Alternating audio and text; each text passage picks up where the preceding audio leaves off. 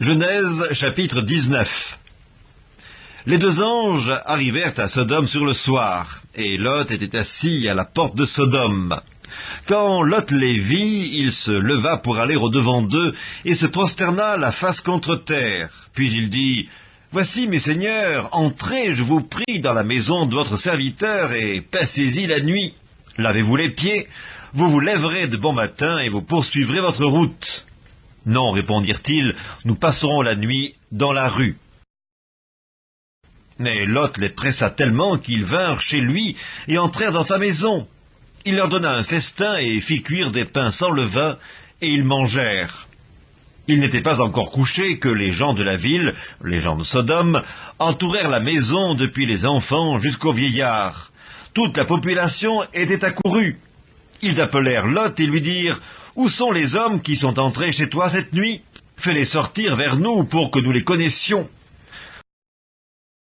Lot sortit vers eux à l'entrée de la maison et ferma la porte derrière lui, et il dit, « Mes frères, je vous prie, ne faites pas le mal. Voici, j'ai 2 filles qui n'ont point connu d'homme, je vous les amènerai dehors, et vous leur ferez ce qu'il vous plaira. Seulement, ne faites rien à ces hommes, puisqu'ils sont venus à l'ombre de mon toit. » Ils dirent, « Retire-toi. » Ils dirent encore, « Celui-ci est venu comme étranger, et il veut faire le juge.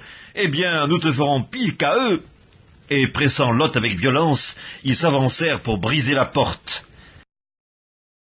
Les hommes étendirent la main, firent rentrer Lot vers eux dans la maison, et fermèrent la porte. Et ils frappèrent d'aveuglement les gens qui étaient à l'entrée de la maison, depuis le plus petit jusqu'au plus grand, de sorte qu'ils se donnèrent une peine inutile pour trouver la porte. Les hommes dirent à Lot, « Qui as-tu encore ici? Gendre, fils et filles, et tout ce qui t'appartient dans la ville, fais-les sortir de ce lieu. Car nous allons détruire ce lieu parce que le cri contre ses habitants est grand devant l'Éternel. L'Éternel nous a envoyés pour le détruire. » Lot sortit et parla à ses gendres qui avaient pris ses filles. « Levez-vous, dit-il, sortez de ce lieu, car l'Éternel va détruire la ville. » Mais aux yeux de ses gendres, il parut plaisanter. Dès l'aube du jour, les anges insistèrent auprès de Lot en disant, « Lève-toi, prends ta femme et tes 2 filles qui se trouvent ici, de peur que tu ne périsses dans la ruine de la ville. » Et comme il tardait, les hommes le saisirent par la main, lui, sa femme et ses 2 filles, car l'Éternel voulait l'épargner.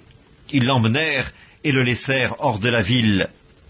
Après les avoir fait sortir, l'un d'eux dit, « Sauve-toi pour ta vie, ne regarde pas derrière toi, et ne t'arrête pas dans toute la plaine, sauve-toi vers la montagne, de peur que tu ne périsses. » Lot leur dit, « Oh non, Seigneur, voici, j'ai trouvé grâce à tes yeux, et tu as montré la grandeur de ta miséricorde à mon égard en me conservant la vie, mais je ne puis me sauver à la montagne avant que le désastre m'atteigne et je périrai. Voici, cette ville est assez proche pour que je m'y réfugie, et elle est petite. Oh, que je puisse m'y sauver! N'est-elle pas petite, et que mon âme vive? » Et il lui dit, « Voici, je t'accorde encore cette grâce, et je ne détruirai pas la ville dont tu parles.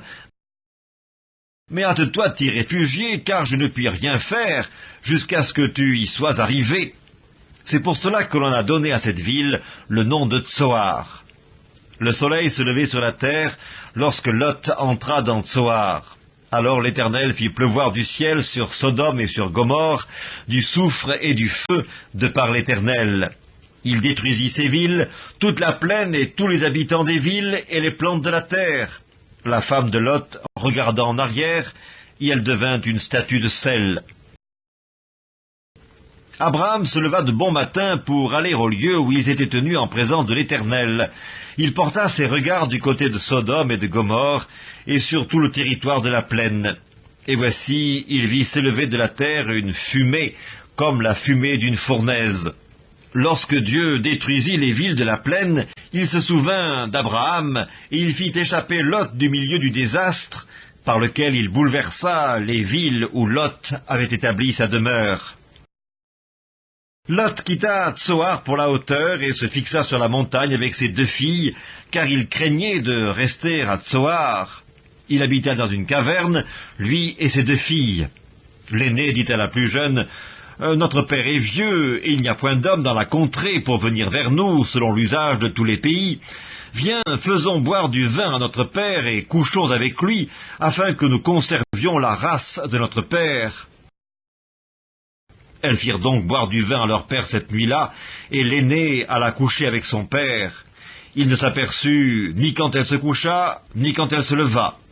Le lendemain, l'aînée dit à la plus jeune, « Voici, j'ai couché la nuit dernière avec mon père, faisons-lui boire du vin encore cette nuit, et va coucher avec lui, afin que nous conservions la race de notre père. » Et elles firent boire du vin à leur père encore cette nuit-là, et la cadette alla coucher avec lui. Il ne s'aperçut ni quand elle se coucha, ni quand elle se leva. Les deux filles de Lot devinrent enceintes de leur père. L'aînée enfanta un fils qu'elle appela du nom de Moab, c'est le père des Moabites jusqu'à ce jour. La plus jeune enfanta aussi un fils qu'elle appela du nom de Ben-Ammi, c'est le père des Ammonites jusqu'à ce jour.